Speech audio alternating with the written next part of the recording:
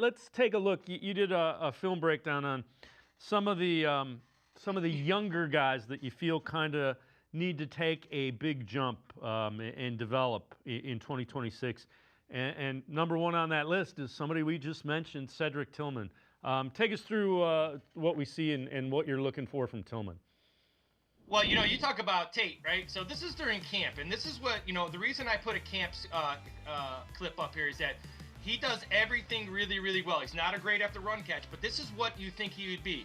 There is no one who's physically more impressive on the hoof, off the bus guy, than Ced Tillman when you go down to practice. I've had an opportunity to stand next to him, talk to him a little bit.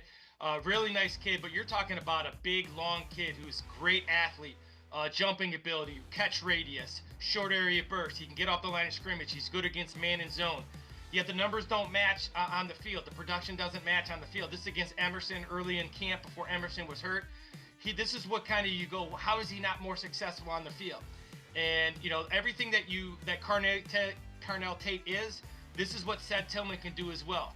I think this is the big, whoever they bring in, how do they feel about Ced Tillman? Is he a guy that they're going to give up on, or is there a guy they're going to focus on?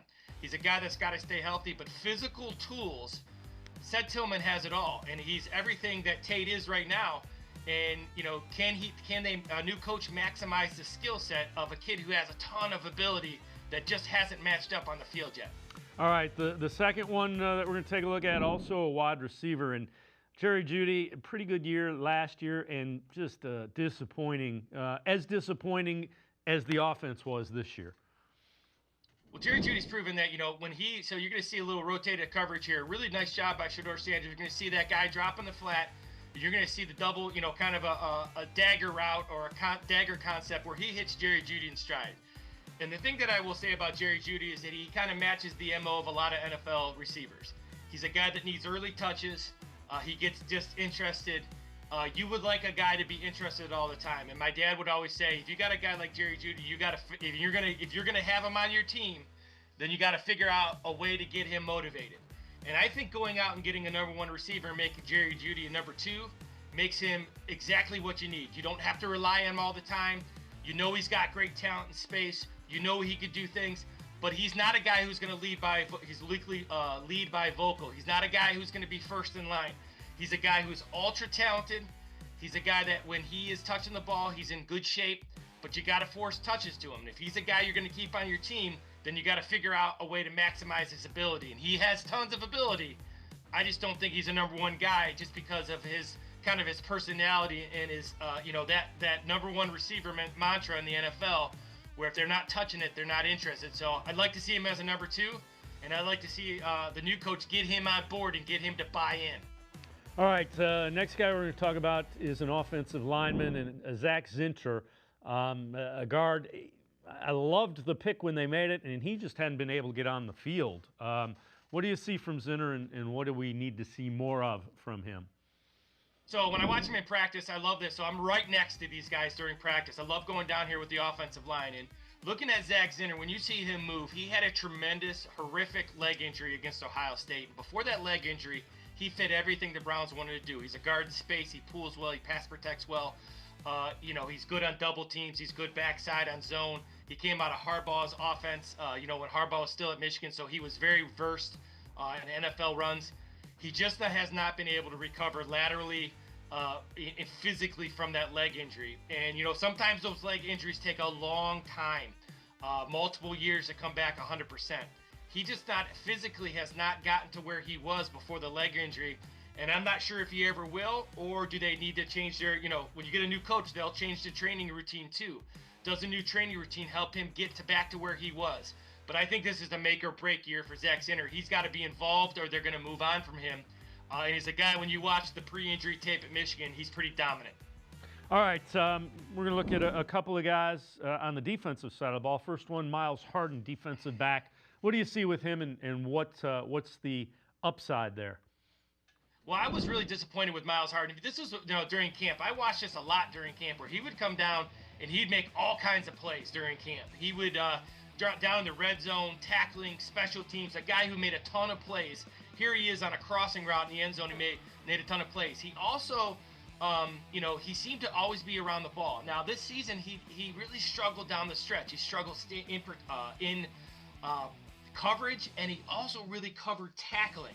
And that goes back to the Browns don't tackle a lot. Maybe the new coach will tackle a little bit more in practice. But here's a guy I really liked in the nickel. I liked him outside at one. I thought he could be a part of the rotation. But here's another guy. A new coach comes in, especially with Emerson coming back, the emergence of some other guys. Is Miles Harden going to be a guy that sticks around? He's going to have to be really good. He's going to have a great offseason. He's going to have a great training camp to impress the new coach. Next guy we're going to take a look at, another young guy, defensive tackle Mike Hall. So you talk about gap integrity. Watch as Mike Hall. You'll see. I'll point him out. He will be the second arrow right here. There's the second arrow right there. You're gonna see him jump inside. When he jumps inside, with the gap he leaves, that's a term of gap integrity or being gap sound. And Mike Hall has never played the run very well. He did not play it well at Ohio State. He does not take double teams on very well. And this is when you kind of decide to do your own thing. He's an A gap player, but he jumps in B gap. And when you jump in B gap, and then Shelby Harris gets washed a little bit, you see the gap and how fast that big gap can open in the NFL. So right now, this is what Mason Graham, you got to take that guard on and you got to reduce that area, and you got to make such a less spot for that linebacker in there to make a tackle. And so Mike Hall, another guy, he's got to avoid injury. He's got to get bigger and stronger to anchor in there on the run, and then he's got to be an elite pass rusher when he comes in. Another guy, another very big year for Mike Hall moving forward because of the depth they have on the defensive line.